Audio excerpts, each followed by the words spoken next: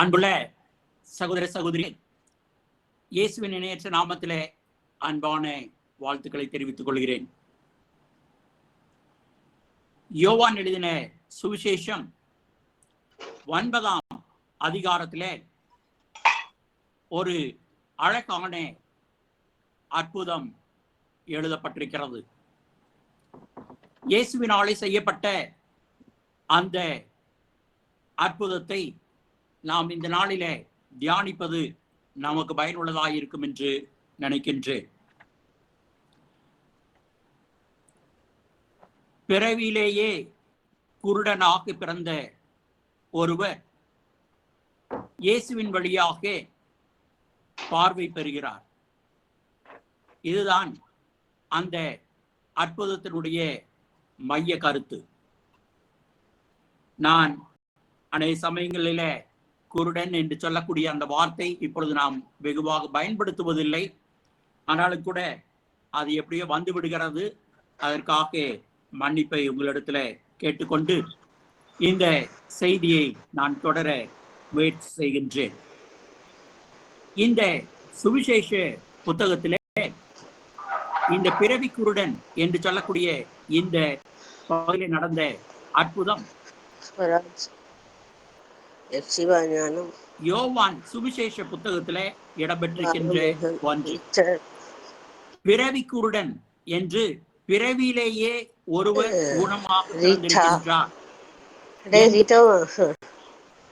அந்த செய்தி, பிறவி என்ற அந்த வார்த்தை 4 சுவிசேஷ புத்தகங்களிலே இந்த ஒரு இடத்திலே மாத்திரம் பயன்படுத்தப்பட்டிருக்கிறது. அதற்காக மற்ற அற்புதங்களிலே இருந்தவர்கள் எல்லாம் பாதியிலே ஊனமுற்றவர்கள், வியாதியிலே அகப்பட்டவர்கள் என்று பொருள் அல்ல. இந்த இடத்துலதான் பிறவி என்ற அந்த பிறக்கும் பொழுதே என்ற அந்த வார்த்தை பயன்படுத்தப்பட்டிருக்கிறது 4 சுவிசேஷங்களிலே. அப்போஸ்தலர் நடபடிகளிலே 2 இடங்களிலே பயன்படுத்தப்பட்டிருக்கிறது. அப்போஸ்தலர் 3ஆம் அதிகாரம் 2வது வசனத்திலே தாயின் வயிற்றிலே இருந்து சப்பானியாய் பிறந்த என்ற அந்த பிறக்கும் பொழுதே ஊனமாக பிறந்த என்ற அந்த வார்த்தை பயன்படுத்தப்பட்டிருக்கிறது. அப்போஸ்தலர் 14ஆம் அதிகாரம் 8 வசனத்திலே லீஸ்திரா என்ற அந்த ஊரிலே தாயின் வயிற்றிலே இருந்தே சப்பானியாய் பிறந்த ஒருவர் என்று அங்கே ஒரு வார்த்தை, அந்த பிறவியிலேயே என்ற அந்த வார்த்தை பயன்படுத்தப்பட்டிருக்கிறது. யோவானிலே ஒரு முறையும் அப்போஸ்தலர் புஸ்தகத்திலே 2 முறையும் அந்த வார்த்தை பயன்படுத்தப்பட்டிருக்கிறது. இந்த பகுதிக்கு உள்ளாக நாம் போய் பார்க்கும் பொழுது அங்கே 3 அழகான கேரக்டர்கள் இருக்கிறதை நாம் பார்க்க முடியும். ஒன்று மனிதர்கள், சீசர்கள், அதிகாரிகள், சாதாரண பக்தியுள்ளவர்கள், அவரோடு இருந்த சீசர்கள், அந்த யூத மதத்தினுடைய தலைவர்களாக தங்களை கருதி கொண்ட பரிசேயர், பக்திமான்கள் என்று பறைசாட்டி கொண்ட அந்த மனிதர்கள். இந்த பகுதியினுடைய துவக்கத்திலேயே நாம் பார்க்கும் பொழுது 2வது வசனத்திலே, அப்பொழுது அவருடைய சீசர்கள் அவரை கண்டு அவரை நோக்கி, ரவி, இவன் குருடனாய் பிறந்தது யார் செய்த பாவம்? இவன் செய்த பாவமோ இவனை பெற்றவர்கள் செய்த பாவமோ என்று கேட்டார்கள். இவன் குருடனாய் பிறந்தது யார் செய்த பாவம்? இவன் பிறவியிலேயே குருடனாக பிறந்திருக்கிறான். இது யார் செய்த பாவம்? அந்த கேள்வி நம்மை வெகுவாக யோசிக்க வைக்கிறது. முதல்ல அந்த யூதர்கள் அன்றைக்கும் இன்றைக்கு வாழ்கிற சக மனிதர்களும் ஒருவர் வேதனை அனுபவிக்கிறார் என்றால், ஒருவர் கஷ்டத்தை அனுபவிக்கிறார் என்றால், ஒருவர் ஏதோ ஒரு துன்பத்திலே இருக்கிறார் என்றால் அதற்கு பின்னாடி அவர் என்ன பாவம் செய்தாரோ பாவத்தையும் சரீர துன்பத்தையும் ஒன்றாக இணைத்து பேசுகின்ற பழக்கம் அன்றைய நாளிலே இருந்து இன்றைக்கு வரைக்கும் இருக்கிறதை நாம் காணுகின்றோம். இன்றைக்கும் மனிதர்கள் ஏதாயிலும் சிரமப்படுவார்களானால், அவர்கள் ஏதாயிலும் கஷ்டப்படுவார்களானால், அல்லது ஒரு குடும்பத்திலே ஊனமுள்ள குழந்தைகள் பிறந்து விடுவார்களானால், ஒரு குடும்பத்திலே இளம் வயதிலே மரணம் ஏற்பட்டு விடுவானால், ஒரு குடும்பத்திலே பிள்ளைகளுக்கு சரியான வேலைகள் கிடைக்கவில்லை என்று சொன்னால், ஒரு குடும்பத்திலே பிள்ளைகளுக்கு சரியான திருமண வாழ்க்கை அமையவில்லை என்றால், ஒருவேளை ஒரு சில குடும்பங்களிலே ஒரு நல்ல வசதி வாய்ப்புகள் அமையாமல் போய்விட்டால், ஒரு சில குடும்பங்களிலே வீடுகள் இடிந்தோ அல்லது ஸ்டவ் வெடித்தோ அல்லது மிகப்பெரிய சோகமான விளைவுகள் ஏற்பட்டு விட்டாலோ அல்லது கொடூரமான மரணங்கள் நிகழ்ந்து விட்டாலோ அல்லது விபத்துகள் போன்றவைகள் ஏற்பட்டு விட்டாலோ, பிள்ளைகள் ஒரு பெற்றோருடைய பிள்ளைகள் குழந்தையிலேயும்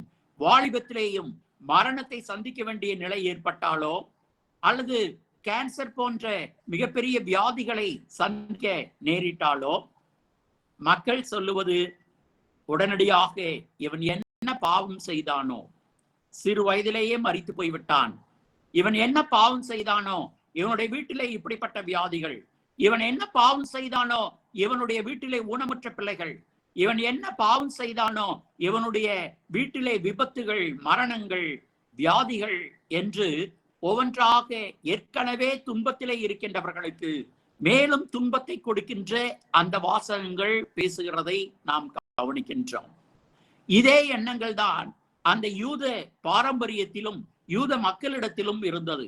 ஒருவன் தவறு செய்து ஒருவன் வேதனை அனுபவிக்கிறான் என்றால் அவன் தேவனுக்கு விரோதமாக ஏதோ மிகப்பெரிய தவறு செய்திருக்கிறான், பாவம் செய்திருக்கிறான், ஆகவே தேவனிடத்திலே இருந்து அவன் தண்டனையை பெறுகிறான் என்ற எண்ணம் அநேகருடைய சிந்தனையிலே இருக்கிறது. இன்றைக்கும் அது இருக்கிறதை நாம் காணுகின்றோம். சில உதாரணங்களை நாம் பார்த்தோம் என்று சொன்னால் இது உண்மையாகவும் இருக்கிறது. தாவீது ராஜாவாக இருந்து பத்சேபாளிடத்திலே பாவம் செய்கின்ற வரைக்கும் அந்த பகுதியை நாம் வாசித்து பார்ப்போமானால் அவருடைய வாழ்க்கையிலே நல்ல முன்னேற்றம், அமைதி, வெற்றிகள் குவிந்து கொண்டே இருக்கிறது. அந்த பாவத்திற்கு பின்னாடி நாம் பார்த்தோம் என்று சொன்னால் அவருடைய வாழ்க்கையிலே தோல்விகளும் சிரமங்களும், குடும்பத்திலே பிரச்சனைகளும், பிள்ளைகளிடத்திலே பிரச்சனைகளும் என்று சொல்லி தொடர்ந்து அங்கே கஷ்டங்கள் இருந்து கொண்டே இருக்கிறது. அப்போ பாவம் வரும் பொழுது பிரச்சனைகள், துன்பங்கள், துயரங்கள் வருகிறது என்பதை நாம் உணர்ந்து கொள்ள முடியும். ஆனால் அதுவே எல்லா சமயத்திலும் அல்ல என்பதையும் வேதம் நமக்கு கற்றுக் கொடுக்கிறது. இந்த தாவீது ராஜாவாவதற்கு முன்பாக 10 ஆண்டுகளுக்கு மேலாக அவர் அனுபவித்த துன்பங்கள், தேவன் சாமுவேல் வழியாக அவரை ராஜாவாக அபிஷேகம் செய்தார். அதிலே இருந்து அவர் பெரிய தவறு செய்த மாதிரி தோன்றவில்லை. ஆனால் மிகப்பெரிய சோகத்தையும், மிகப்பெரிய அச்சுறுத்தலையும், மிகப்பெரிய பயத்திலும் அவர் வாழ்ந்து கொண்டிருந்ததை நாம் கவனிக்கின்றோம். இது பாவத்தின் விளைவா என்றால் நாம் அப்படி சொல்லிவிட முடியாது. யோபுவை நாம் பார்க்கின்றோம். யோபுனுடைய வாழ்க்கையில ஏற்பட்ட துயரங்கள், அவருடைய ஆஸ்திகள் எல்லாம் போய், அவருடைய பிள்ளைகள் எல்லாம் போய், அவர்களுடைய உடல் நலமும் போய், அவர் ஒன்றுமில்லாமல் கைவிடப்பட்ட ஒரு நிலை. இப்ப இந்த நிலைக்கு அவர்களுடைய சிந்தனையின்படி அவரை பார்க்க வந்த 3 நண்பர்களும் கடைசியாக சேர்ந்த ஒருவருமாக தொடர்ந்து யோபுவை வலியுறுத்துகின்ற காரியம், நீ என்ன பாவம் செய்தாய்?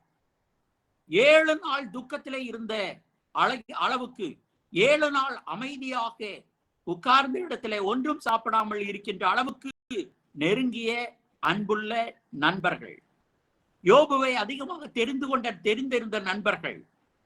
ஆனால் அவர்களுடன் என்னதான் சொல்லுகிறார்கள்?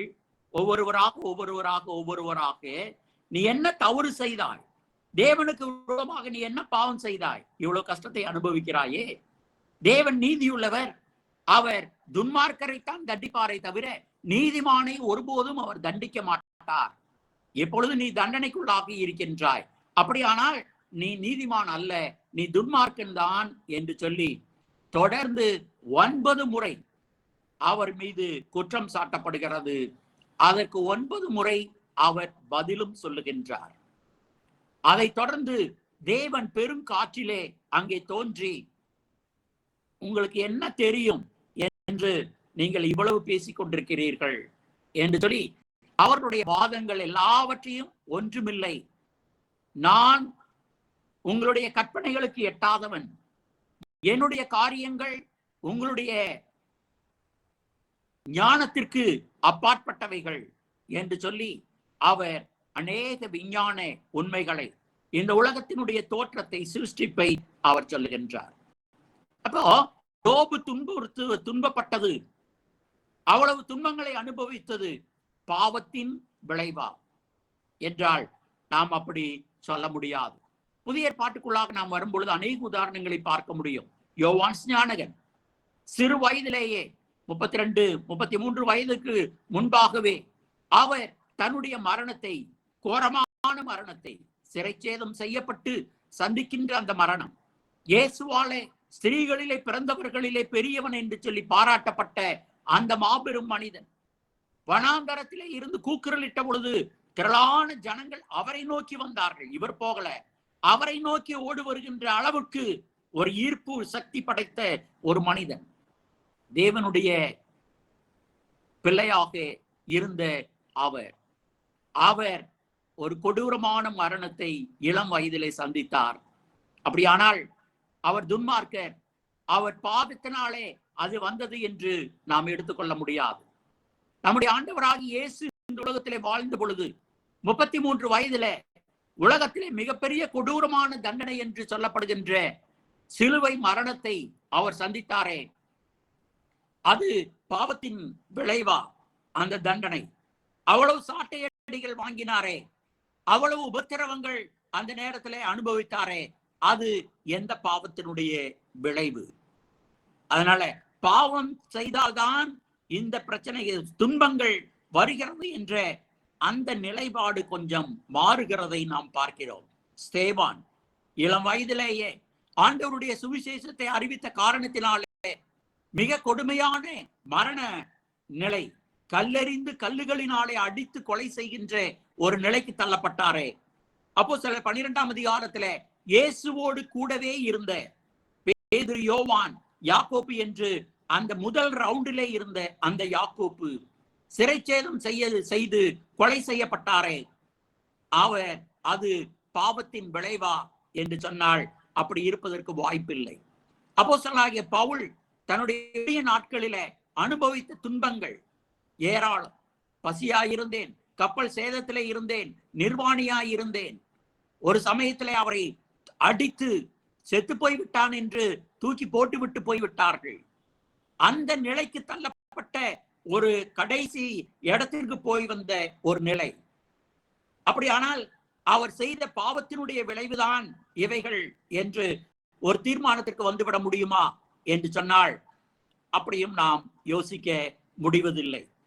ஆகவே முதல் நூற்றாண்டு கிறிஸ்தவர்களாகட்டும், இன்றைக்கு வாழ்ந்து கொண்டிருக்கின்ற கிறிஸ்தவர்களாகட்டும், பாவத்தையும் இருக்கின்ற வாழ்க்கையையும் வாழ்க்கையிலே ஏற்படுகின்ற சோகத்தையும், இதனால்தான் இது வந்தது, சிலவைகள் இருக்கிறது, அதற்காக எல்லாமே இதனால்தான் வந்தது என்று சொல்லி ஒருவரை தடாலடியாக குற்றம் சாட்டுவது என்பது அது ஏற்றுக்கொள்ளக்கூடிய ஒன்றல்ல. தாவீது 1 ராஜாக்கள் 2ஆம் அதிகாரம் 2வது வசனத்திலே, நான் பூலோகத்தார் யாவரும் போகிற வழியாக போகிறேன், நான் பூலோகத்தார் யாவரும் போகிற வழியாக நான் போகிறேன். நான் இவ்வளவு பெரிய அவருடைய இருதயத்துக்கு ஏற்ற மனிதன், நான் ரொம்ப நாள் வாழணும்.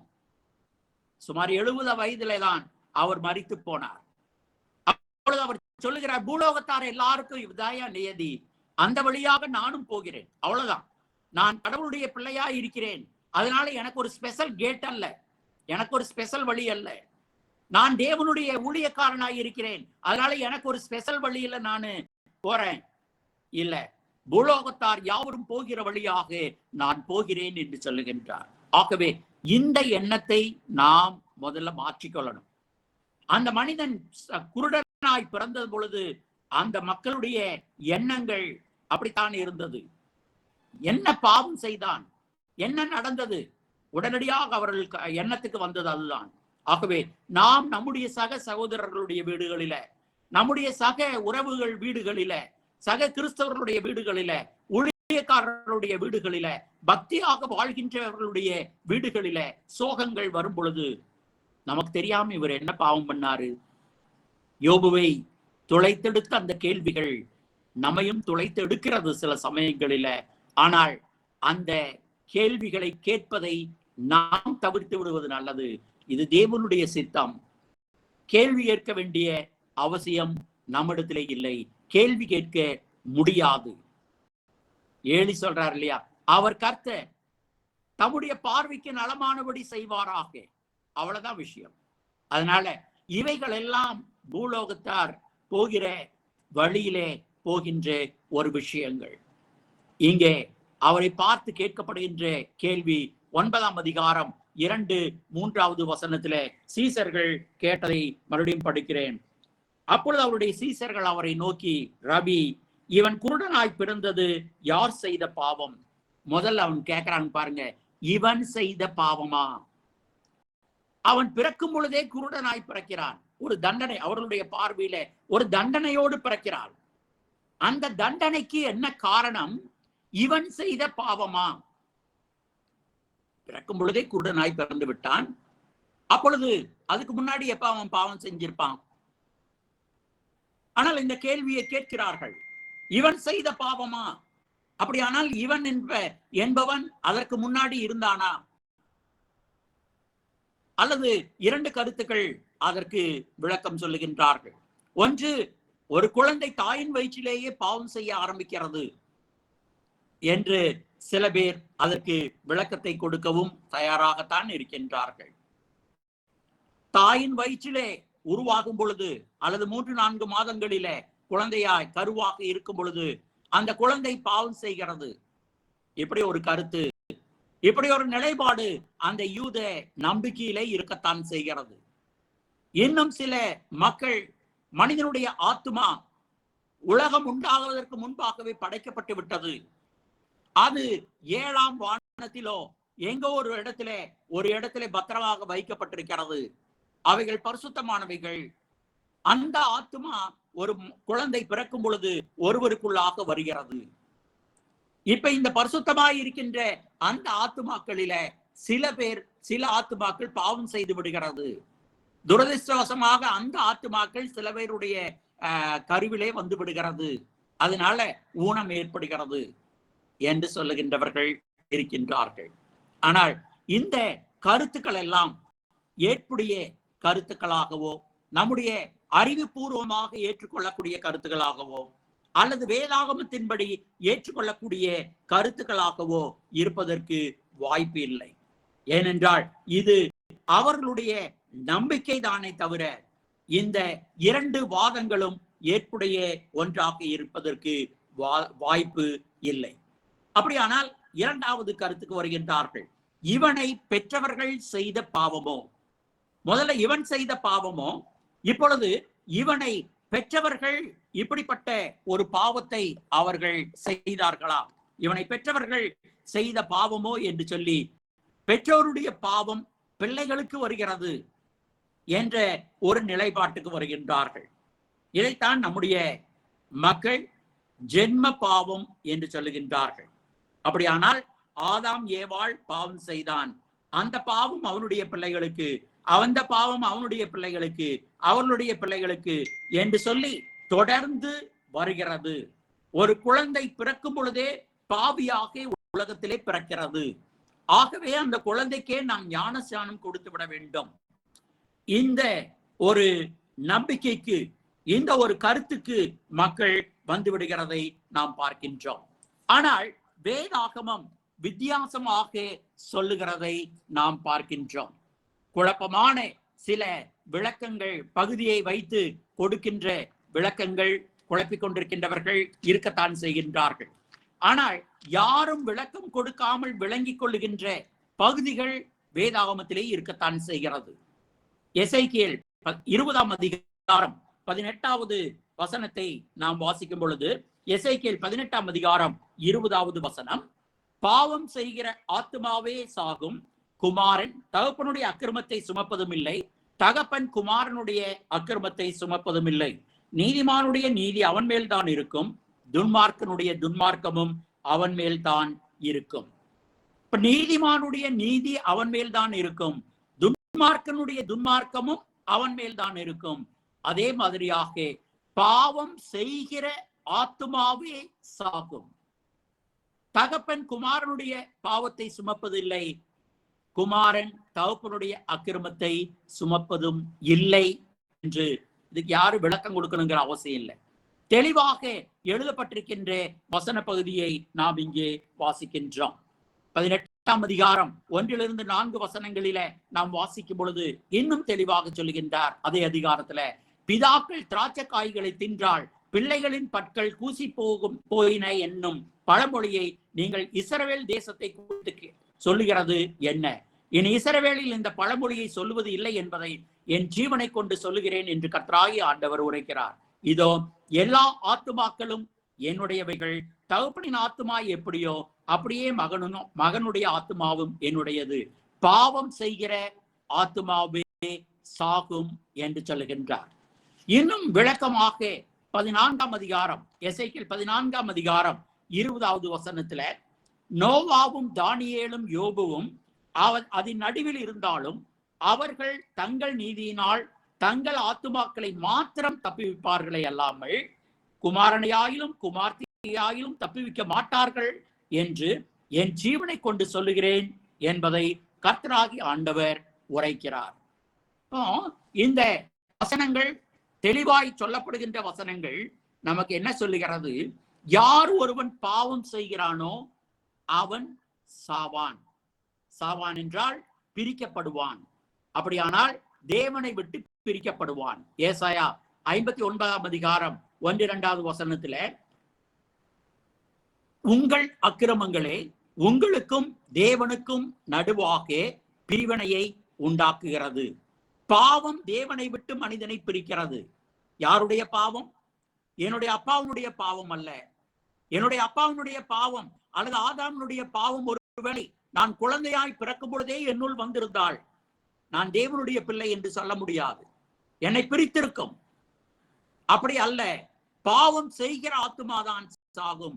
உங்கள் அக்கிரமங்களே, நீங்களாக செய்த அக்கிரமங்களே உங்களை தேவனை விட்டு பிரிக்கின்றதாக இருக்கிறது என்பதை தெளிவுபட சொல்லுகிறதை நாம் பார்க்கின்றோம்.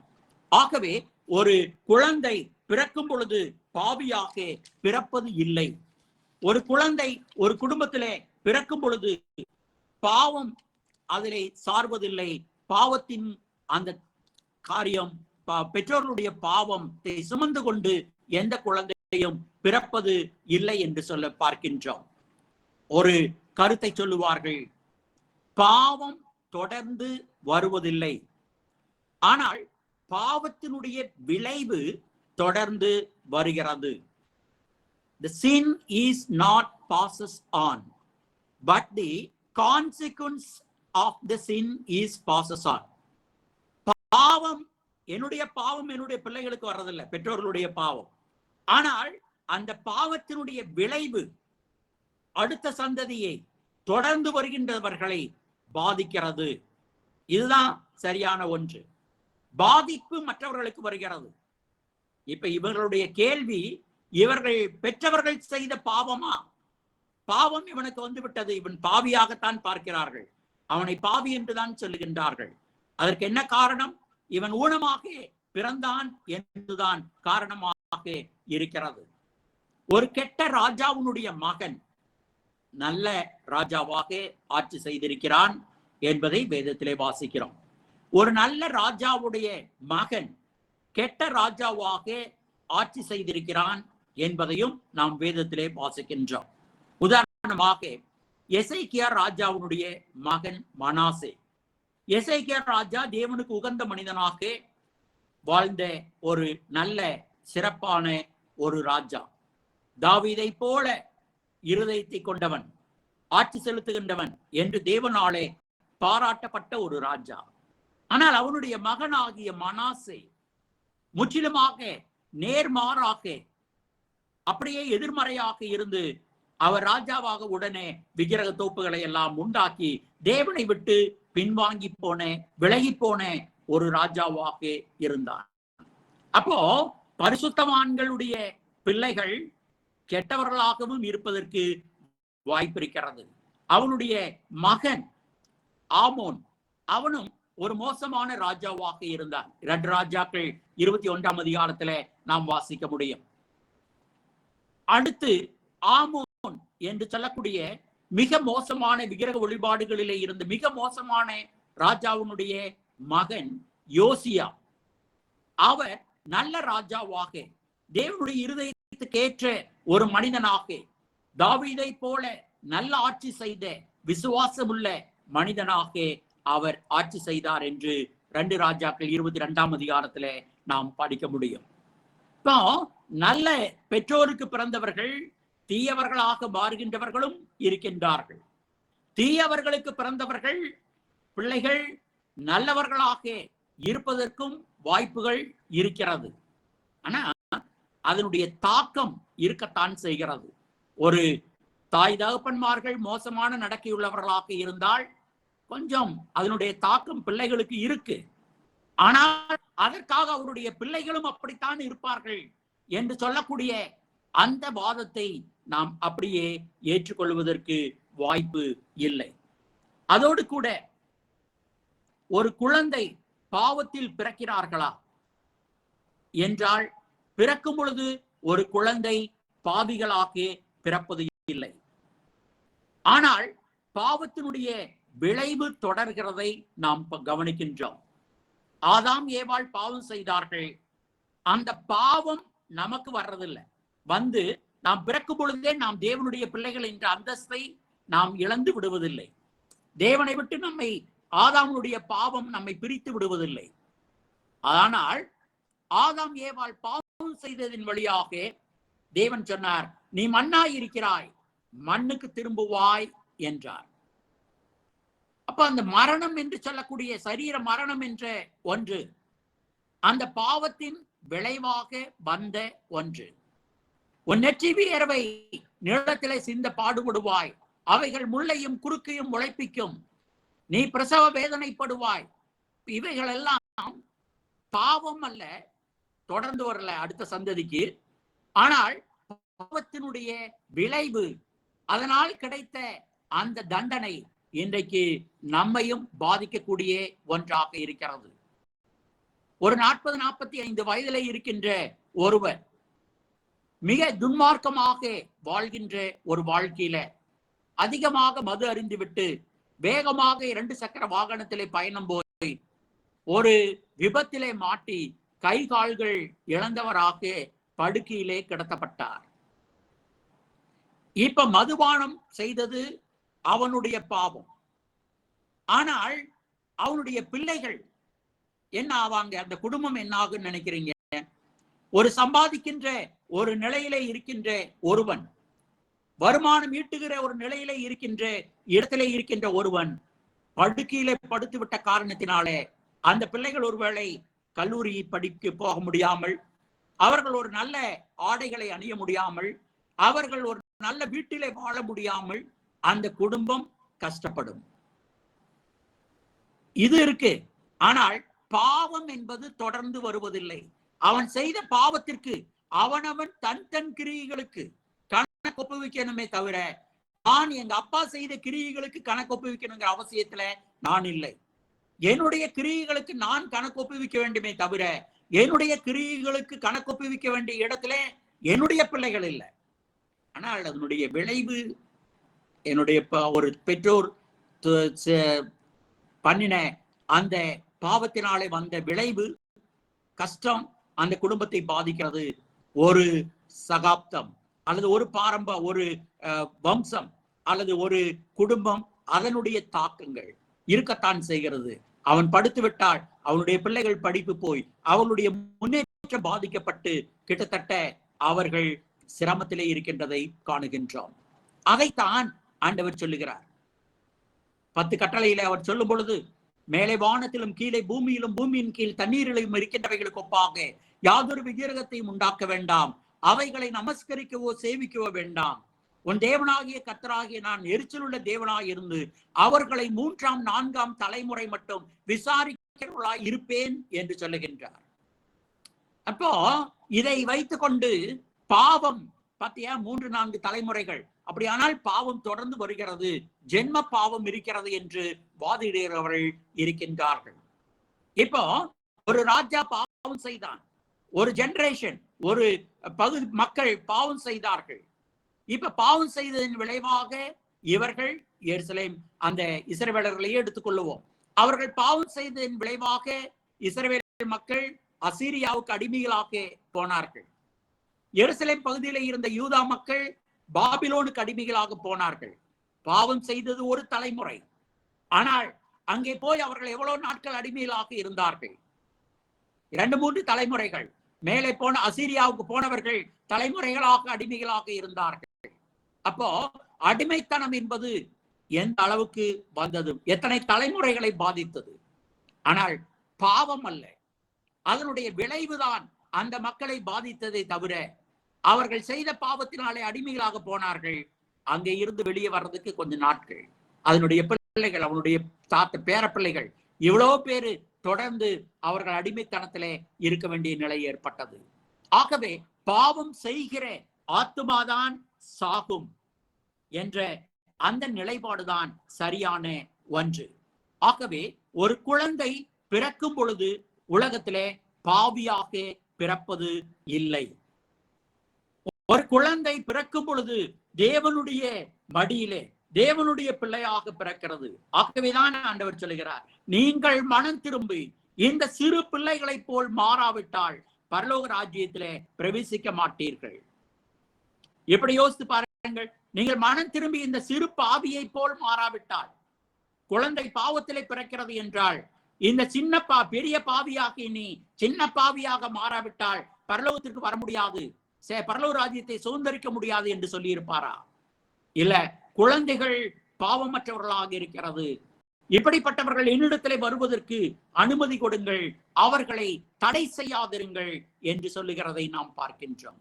ஆகவே இந்த வார்த்தைகள் எல்லாம் நமக்கு அறிவுறுத்துகின்ற ஒரு விஷயம், குழந்தைகள் பாவத்திலே பிறப்பது இல்லை. இதை நம்ம ஞாபகத்துல வைத்துக் கொள்ளணும். அதே சமயத்துல ஒரு குழந்தை கிறிஸ்தவர்களாகவும் பிறப்பது இல்லை, இதையும் நம்ம ஞாபகத்தில் வச்சுக்கணும். ஒரு குழந்தை பிறக்கும் பொழுது இன்னோசென்ட் என்று ஆங்கிலத்திலே சொல்லுவார்கள். ஒன்றும் அறியாத ஒரு நிலைமையில பரிசுத்தம் உள்ளதாக இந்த உலகத்திலே பிறக்கிறது. ஒரு கிறிஸ்தவ குடும்பத்திலே பிறக்கின்ற குழந்தை கிறிஸ்தவ குழந்தை அல்ல. ஒரு மகமதியருடைய வீட்டிலே பிறக்கின்ற குழந்தை மகமதிய குழந்தை அல்ல. இந்தியாவிலே பிறக்கின்ற குழந்தை இந்திய குழந்தை என்றும் எடுத்துக்கொள்ள முடியாது. இப்படி பல்வேறு நிலைகளிலே பிறக்கின்ற குழந்தைகள் அல்ல. குழந்தைகள் பிறக்கும் பொழுது எங்கே பிறந்தாலும் அது நாத்திகருடைய வீடோ மகமதியர்களுடைய வீடோ கிறிஸ்தவர்களுடைய வீடோ குழந்தைகள் குழந்தைகளாகத்தான் பிறக்கிறது. அதற்கப்புறமாகத்தான் தமிழகத்திலே பிறந்திருந்தால் அங்கே வளர்க்கப்படும் பொழுது தமிழ் மொழி ஊட்டப்படுகிறது, சமுதாய உணர்வுகள் ஊட்டப்படுகிறது, தமிழன் என்ற பெயர் சூட்டப்படுகிறது, இந்தியன் என்ற பெயர் சூட்டப்படுகிறது. இந்த கலாச்சாரம் அவனுக்குள் வந்து சேருகிறது. ஒரு கிறிஸ்தவ குடும்பத்திலே பிறந்த காரணத்தினாலே ஒருவர் கிறிஸ்தவராக முடியாது. நிறைய பேர் சொல்றாங்க I am a born Christian என்று சொல்லுவார்கள். பிறப்பிலே ஒருவர் கிறிஸ்தவராக மாற முடியாது. நியூ பார்ன் கிறிஸ்டியன், புதிதாய் பிறக்கிறதுனால மாத்திரம்தான் கிறிஸ்தவர்களாக முடியுமே தவிர கிறிஸ்தவம் என்பது ஏற்றுக்கொள்ளக்கூடிய ஒன்றை தவிர பிறப்பினால் நான் பெறுகின்ற சிலாக்கியம் அல்ல. இதையும் நம்ம ஞாபகத்துல வைத்துக் கொள்ள கடமைப்பட்டவர்களாக இருக்கின்றோம். நான் பிறப்பால் கிறிஸ்தவன் அல்ல, நான் பிறப்பால் ஒரு குழந்தை, அவ்வளவுதான். என்னுடைய ஒரு ஊழியக்காரருடைய கிறிஸ்தவ ஊழியக்காரருடைய குடும்பத்துல ஒரு குழந்தை பிறக்கிறது. அந்த குழந்தையை எடுத்துட்டு போய் ஒரு மகமதிய வீட்டிலே வளர்க்கப்பட்டால் அது மகமதிய சூழ்நிலையிலே தான் வளரும். அது கிறிஸ்தவ உணர்வுகள் அதுக்குள்ள இருக்குன்னு நம்ம சொல்ல முடியாது. அது மாதிரியாக கிறிஸ்தவர்கள் என்பவர்கள் பிறப்பினால் கிறிஸ்தவர்கள் அல்ல. ஒரு வாய்ப்பு இருக்கு. என்ன வாய்ப்பு என்றால், கிறிஸ்தவ குடும்பங்களிலே பிறக்கும் பொழுது கிறிஸ்துவத்தை ஏற்றுக்கொள்வதற்கு, வேதாகமத்தை படிப்பதற்கு, வேதாகமத்தை புரிந்து கொள்வதற்கு ஒரு நல்ல சூழ்நிலை அமைகிறது. அதற்கு கிறிஸ்தவ குடும்பத்திலே பிறந்த பிள்ளைகள் நன்றியுடையவர்களாய் இருக்கணும். அது வேற விஷயம். ஆனால் குழந்தைகள் பிறக்கும் பொழுது எந்த உலகத்தின் எந்த பகுதியிலே பிறந்தாலும், எந்த குடும்பத்திலே பிறந்தாலும் அவர்கள் வெறும் குழந்தைகளாக தேவனுடைய பிள்ளைகளாகவே பிறக்கின்றார்கள். அதற்கு மேல் அவர்கள் வருவது அவர்கள் அன்னை வளர்ப்பினிலே, பெற்றோர்களுடைய வளர்ப்பினிலே. அதை தாண்டி கிறிஸ்தவம் என்பது அவர்கள் ஏற்றுக்கொள்வதில்லை. கிறிஸ்தவம் என்பது அவர்களாக ஏற்றுக்கொள்கின்ற ஒன்று. நீங்கள் ஏன் கிறிஸ்தவர்கள்? ஒரு கேள்வியை நாம் கேட்டு பார்த்தோம் என்று சொன்னால், நான் கிறிஸ்தவ குடும்பத்திலே பிறந்தேன், ஆகவே நான் கிறிஸ்தவன். எங்க அப்பா கிறிஸ்தவங்க, எங்க தாத்தா கிறிஸ்தவங்க, நாங்க பரம்பரையா கிறிஸ்தவங்க. அப்படி கிறிஸ்தவர்களாக மாற முடியாது. கிறிஸ்தவம் என்பது அவரவர்கள் விரும்பி ஏற்றுக்கொள்ளுகின்ற ஒன்று. இதை நம்ம புரிந்து கொள்ள கடமைப்பட்டவர்களாக இருக்கின்றோம். ஏன் என்று சொன்ன, ஏன் இதை வலியுறுத்தி சொல்லுகிறேன் என்று சொன்னால், கிறிஸ்தவ குடும்பங்களிலே பிறந்த குழந்தைகளுக்கு இந்த காரணங்களினாலே ஞான ஸ்நானம் கொடுக்கின்ற ஒரு பழக்கம் இருக்கிறதை காணுகின்றோம். இந்த குழந்தைக்கு ஏன் ஞானஸ்நானம் கொடுக்கிறார்கள்? அந்த ஆதாமுடைய பாவம் தொடர்ந்து வருகிறது. ஆகவே அதை மூடுவதற்காக, மன்னிப்பை பெறுவதற்காக இந்த குழந்தை ஞானஸ்நானம் பெற வேண்டும். அதனால குழந்தைக்கு ஞானஸ்நானம் கொடுக்கிறோம் என்று சொல்லுகின்றார்கள். ஒரு குழந்தை ஞானஸ்நானம் கொடுப்பது எந்த அளவிலே சரியா இருக்கும்? குழந்தை பாவத்திலே பிறப்பதில்லை. ஆகவே பாவங்கள் மன்னிக்கப்படும்படியாக அந்த குழந்தைகளுக்கு ஞானஸ்நானம் கொடுக்க வேண்டிய அவசியமும் இல்லை. இதை நம்ம அடிப்படையிலே புரிந்து கொள்ள வேண்டியது அவசியம். இப்படி யோசித்து பாருங்கள். ஒருவேளை குழந்தை ஞானஸ்நானத்திலே பரிசுத்தப்படுத்தப்படுமானால், சரி, ஆதாம் ஏவாள் இடத்திலிருந்து வந்த பாவம் எங்க அப்பா தாத்தா ஞானஸ்நானம் எடுத்த பொழுது கட்டாயிருச்சு. இப்ப இந்த பாவம் மறுபடியும் எங்க அப்பாவுக்கு எப்படி வரும்? ஜென்ம பாவம் என்பது எனக்கு எப்படி வரும்? என்னுடைய பிள்ளைகளுக்கு எப்படி வரும்? என்னுடைய பேர பிள்ளைகளுக்கு எப்படி வரும்? இங்க ஞானஸ்நானத்தின் வழியாக கட்டாயிருச்சு இல்லையா? ஒரு ஒயர்ல கரண்ட் வந்துட்டு இருக்கு. இங்க ஒரு லைட், இங்க ஒரு லைட், இங்க ஒரு லைட், இங்க ஒரு லைட் இருக்கு. இந்த ஒரு லைட் எரிஞ்சோன்னு இங்க கட் பண்ணிட்டோம். இதற்கு அப்புறம் வருகின்ற விளக்குகளுக்கு எப்படி வெளிச்சம் வரும்? மின்சாரம் வரும். அப்போ அந்த கான்செப்ட்ல பார்த்தா கூட, அந்த எண்ணத்திலே, அந்த வழியிலே பார்த்தாலும் கூட ஆதாம் ஏவாளுடைய பாவம் தொடர்ந்து வருவதில்லை. ஆகவே ஜென்ம பாவம் என்கின்ற அந்த சித்தாந்தம், அந்த சிந்தனை கிறிஸ்துவ சிந்தனையாக இருப்பதற்கு வாய்ப்பில்லை. அதனால குழந்தைகளுக்கு நாம் ஞானஸ்நானம் கொடுக்க வேண்டிய அவசியம் இல்லை. சில வசனங்களை நான் உங்களுக்கு சொல்லுகிறேன்.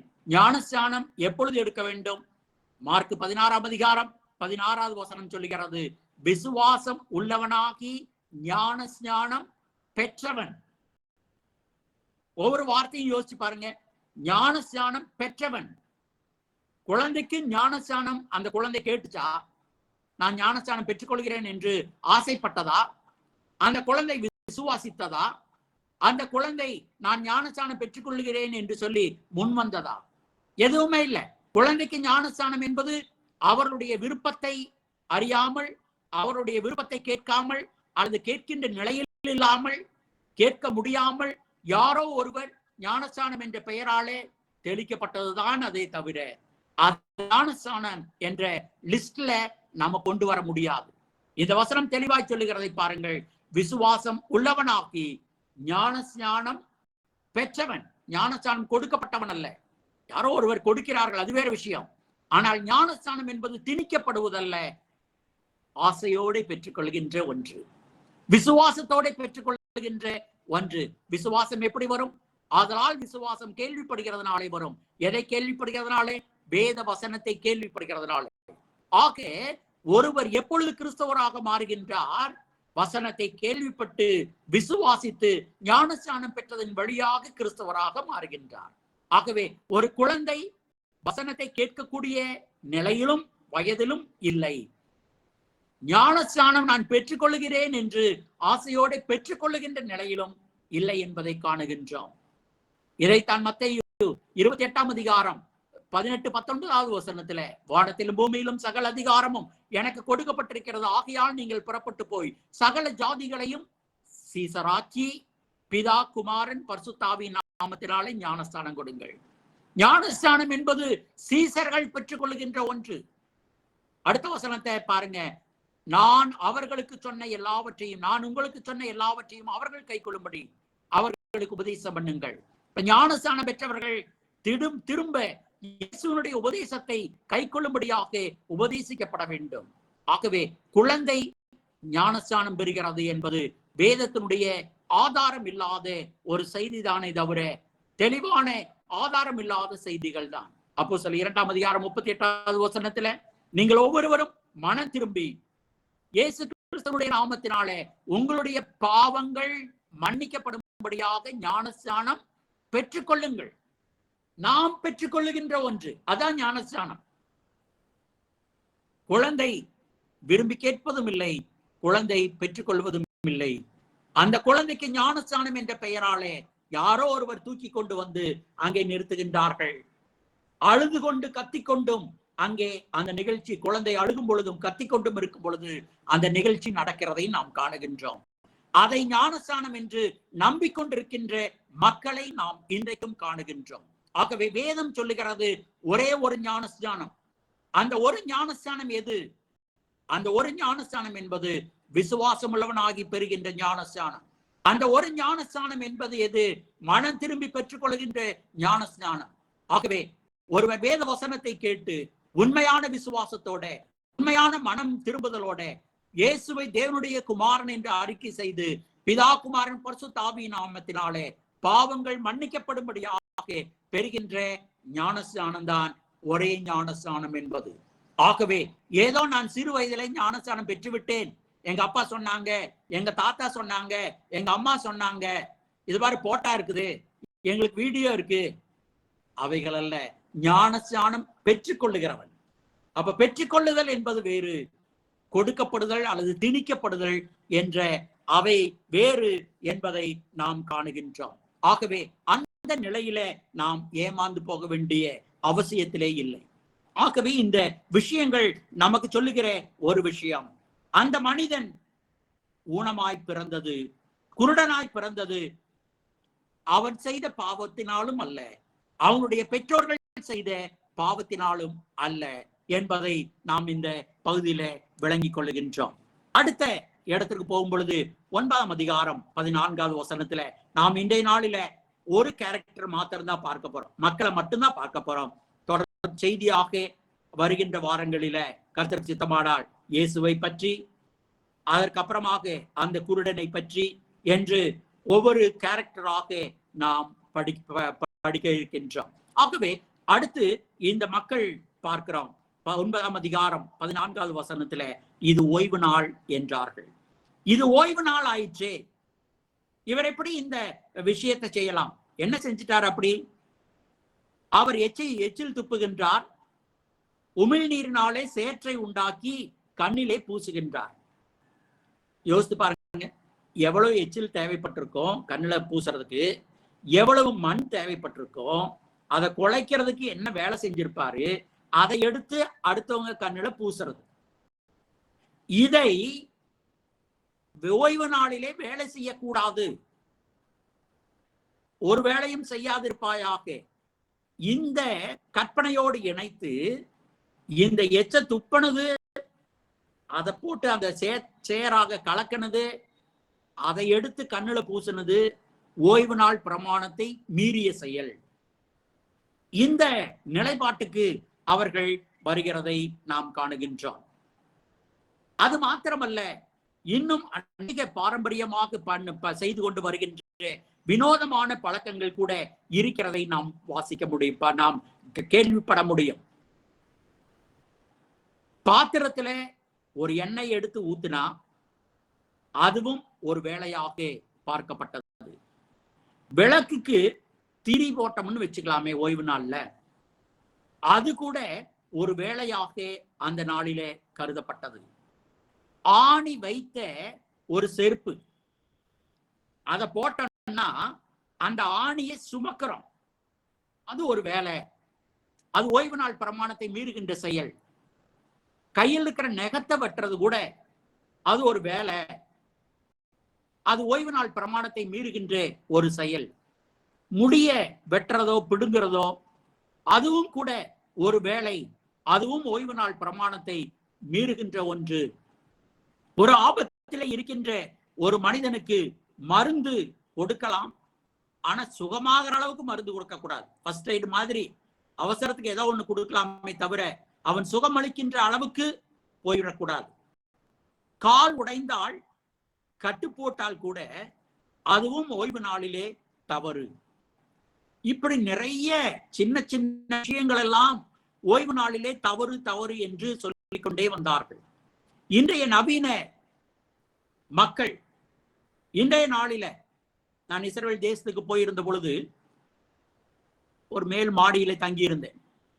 அப்பொழுது கீழே வரணும்னா ஒவ்வொரு நாளும் நம்ம என்ன செய்வோம், ஒரு லிப்ட்ல போய் அந்த பட்டன் அமுத்தி கீழே வருவோம். ஆனால் ஓய்வு நாள் என்பது வெள்ளிக்கிழமை சாயந்தரம் 6 மணியிலிருந்து சனிக்கிழமை சாயந்தரம் 6 மணி வரைக்கும். அந்த நேரத்துல இப்ப அந்த லிப்ட்ல பட்டன் அமுத்துறது ஒரு வேலை, அது ஓய்வு நாள் பிரமாணத்தை மீறுகின்ற ஒரு செயல் என்று கருதப்படுகிறது இன்றைக்கு. அதனால என்ன செய்கின்றார்கள், ஓய்வு நாள் சாபத் டே சுவிட்ச் என்று ஒன்று வைத்திருக்கிறார்கள். அந்த சுவிட்சை 6 மணி வெள்ளிக்கிழமை சாயந்தரம் 6 மணிக்கு முன்னாடி ஆன் பண்ணிடுறாங்க. அப்ப 10 மாடிகள் என்றால் அது தானாக வந்து 9வது மாடியில நின்று தானாக கதவு திறந்து மனிதர்கள் உள்ள போறாங்களோ இல்லையோ, இருக்கிறாங்களோ இல்லையோ, தானாக மூடிக்கொண்டு அடுத்ததுல வந்து அதுக்கு அடுத்ததுல வந்து இப்படியே 24 மணி நேரமும் ஓடிக்கொண்டிருக்கின்ற ஒரு நிலை. ஏன்னா அந்த லிப்ட்ல பட்டன் அமுத்தினாவே அது ஒரு வேலையாக பார்க்கப்படுகின்ற ஒரு நிலைப்பாடு. போன் பேசுவதற்கு கூட அதை டயல் செய்வது ஒரு வேலையாக பார்க்கப்பட்ட ஒரு காலம். இன்றைக்கும் கூட அதுதான் பார்க்கப்படுகிறது. எங்களோட ஒரு கைடு வந்தார். அந்த கைடு அந்த ஓய்வு நாள் நேரத்திற்கு முன்னாடி அந்த பஸ்ல இருந்து இறங்கிட்டார். 5:30 மணிக்கே இறங்கிட்டாங்க. ஏன் அப்படின்னா, இதுக்கு மேல நான் பயணம் செய்ய முடியாது, ஒரு குறிப்பிட்ட நேரத்துக்கு மேல ஓய்வு நாள் பயணம் இல்லை, அதனால நான் உங்களோட பயணம் செய்ய முடியாது, நான் இறங்கிக் கொள்கிறேன் என்று சொல்லி வேறொரு அந்த பகுதியிலே இருந்த வேறொரு மனிதனை கைடாக அனுப்பினார்கள். டிரைவரும் இறங்கிட்டாரு. வேறொரு டிரைவர் தான் அடுத்த 6 மணி வரைக்கும் கூட இருந்தார். இதெல்லாம் நாம் பார்க்கும் பொழுது இன்றைக்கும் இப்படிப்பட்ட வினோதமான காரியங்கள் நம்பப்படுகிறது, பேசப்படுகிறதாகத்தான் இருக்கிறது. இந்த ஓய்வு நாள் பிரமாணத்தை மீறினால் என்ன தண்டனை என்பதையும் வேதம் சொல்லுகிறதை நாம் பார்க்கின்றோம். என்னாகமம் 15ஆம் அதிகாரம் 32 இருந்து 35 முடிய நாம் வாசிக்கும் பொழுது, ஒரு மனிதன் விறகு பொறுக்கினான், வெட்டல, கீழே கடந்த விறக ஒரு மனுஷன் பொறுக்கிறான். இதை பார்த்த மக்கள் அவனை பிடித்து கொண்டு வந்து அங்கே நியாய சாஸ்திரிகள் முன்பாக நிறுத்துகிறார்கள். அப்ப அவனுக்கு என்ன தண்டனை கொடுக்கிறது அவங்களுக்கு தெரியல. அதனால அவனை காவலிலே வைத்து விட்டு தேவனிடத்திலே கேட்கின்றார்கள். தேவன் சொல்றாரு, அவனை வெளியே புறம்பே தள்ளி கல்லெறிந்து கொலை செய்து விடுங்கள். விறகு பொறுக்கணும் தான் தவறு ஓய்வு நாளில, அதற்காக அவன் கொலை செய்யப்பட வேண்டும் என்ற தண்டனை கொடுக்கப்பட்டதை நாம் வாசிக்க முடியும். மத்தேயு 24ஆம் அதிகாரம் 20வது வசனத்துல, எருசலேம் அழிக்கப்படும், மக்களுடைய வேதனை மிக பெரிதாக இருக்கும், அந்த நாள் ஓய்வு நாளிலே வராதபடிக்கு வேண்டிக் கொள்ளுங்கள் என்று சொல்லுகின்றார். எதிரிகள் ஒருவேளை துரத்தி கொண்டு வந்தாலும் ஓய்வு நாளிலே ஒரு 3/4 மைல் தூரத்துக்கு மேலாக பயணிக்க கூடாது. எதிரிகள் துரத்தி கொண்டு வந்தால் அழிவது என்பது நிச்சயம். ஏன்னா நீங்க வேகமா ஓடுனீங்கன்னா ஒரு ஓய்வு நாள் பிரயாணத்திலே நின்னறணும். அப்ப எதிரிகள் வந்து உங்களை கொன்று விடுவார்கள். இந்த ஓய்வு நாள் பிரமாணத்தை தாண்டி, இடத்தை தாண்டி, பயண தூரத்தை தாண்டி போனீங்கன்னா பிரமாணம் உங்களை கொன்றுவிடும். அதனால இந்த யுத்தம் ஓய்வு நாளிலே நடந்தால் மரணம் என்பது நிச்சயம். ஆகவே இந்த நாளிலே நடவாதபடி வேண்டிக் கொள்ளுங்கள் என்று சொல்லுகின்றார். இவ்வளவு கடுமையான ஒரு சட்டம்தான் ஓய்வு நாள் பிரமாணம் என்பது. இந்த ஓய்வு நாள் பிரமாணம் இன்றைக்கு அமுலிலே இல்லை என்பதனாலே நாம் தேவனை ஸ்தோத்திரிக்கின்றோம். அதனால ஓய்வு நாள் பிரமாணத்தை அதனுடைய சட்ட திட்டங்களின் அடிப்படையில இன்றைக்கு எந்த மனிதனாலும் பின்பற்ற முடியாது என்பதுதான் ஒன்றாக இருக்கிறது. குறிப்பாக இந்த பிரமாணம் யூதர்களுக்கு, ஒரு குறிப்பிட்ட இடத்திலே இருந்தவர்களுக்கு, ஒரு குறிப்பிட்ட இன மக்களுக்கு, குறிப்பிட்ட காலத்திற்கு கொடுக்கப்பட்ட பிரமாணம். அதனால இந்த ஓய்வு நாள் பிரமாணம் என்பது இன்றைக்கு நம்மை கட்டுப்படுத்தாது. ஏன் சொல்லுகிறேன் என்றால், இன்றைக்கும் ஓய்வு நாளை ஆசரிக்கிறேன் என்று சொல்லி நம் மத்தியிலே இருக்கின்ற மக்கள் இருக்கின்றார்கள். அப்படியானால் அவர்கள் 2 கிலோமீட்டர் 3 கிலோமீட்டர் பைக்கிலும் அவர்கள் காரிலும் ஆராதனை நடத்துக்கு வருகின்றார்களே, கல்லெறிந்து கொலை செய்வதை தவிர அவர்களுக்கு வேறு தண்டனை வேதம் சொல்லவில்லை. அதனால இந்த மனிதனை நாம் பார்க்கின்றோம். அந்த ஓய்வு நாளை மீறினார்கள், இயேசு என்று குற்றம் சாட்டுகிறார்கள். இயேசுவை பாவி என்று குற்றம் சாட்டுகிறார்கள். இயேசுவை புறம்பே தள்ளிவிட்டார்கள். இயேசு எங்களுக்கு வேண்டாம் என்று தள்ளிவிட்டார்கள். எவ்வளவு கொடுமையான செயல் பாருங்கள். இயேசு எங்களுக்கு வேண்டாம் என்று தள்ளிவிட்டார்கள். இந்த நிலையில நாம் இருக்கிறோமா? இயேசு எனக்கு வேண்டும், இயேசு வேண்டாம் என்ற நிலைப்பாட்டிற்கு வந்துவிட்ட மக்களை பார்க்கின்றோம். ஆகவே நாம் இன்றைக்கு ஒரு பகுதி மக்கள், ஒரு கேரக்டர் மாத்திரம் பார்த்தோம். இந்த மக்கள்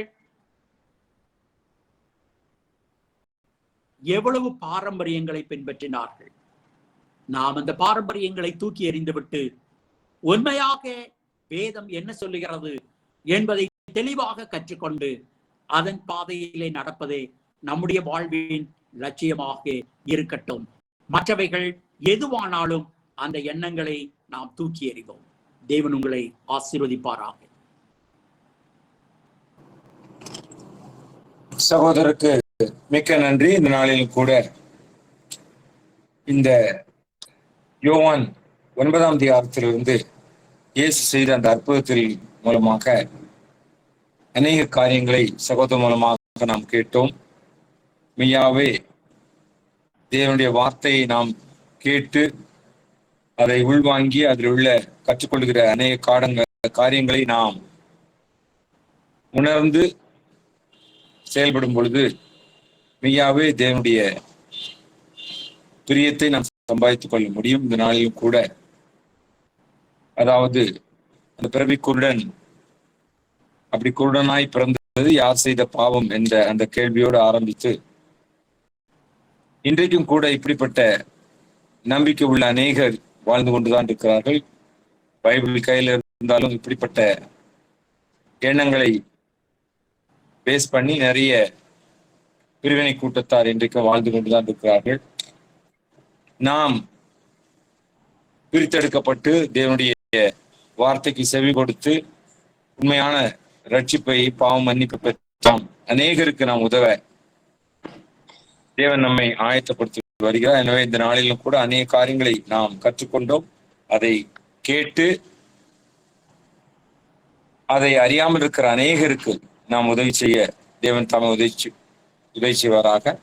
இந்த வகுப்பு தொடர் வகுப்பாக தேவன் சித்திரமாக வர வாரத்தில் கூட இந்த காரியங்களை நாம் கற்றுக்கொள்ள இருக்கிறோம். சகோதரருக்கு சபையின் சார்பிலே நன்றி. தொடர்ந்து சகோதரருக்காக அவர் செய்து வருகிற ஊழிய காரியங்களுக்காக, பணிகளுக்காக நாம் தொடர்ந்து ஜெபிக்க கடனாளிகளாக இருக்கிறோம்.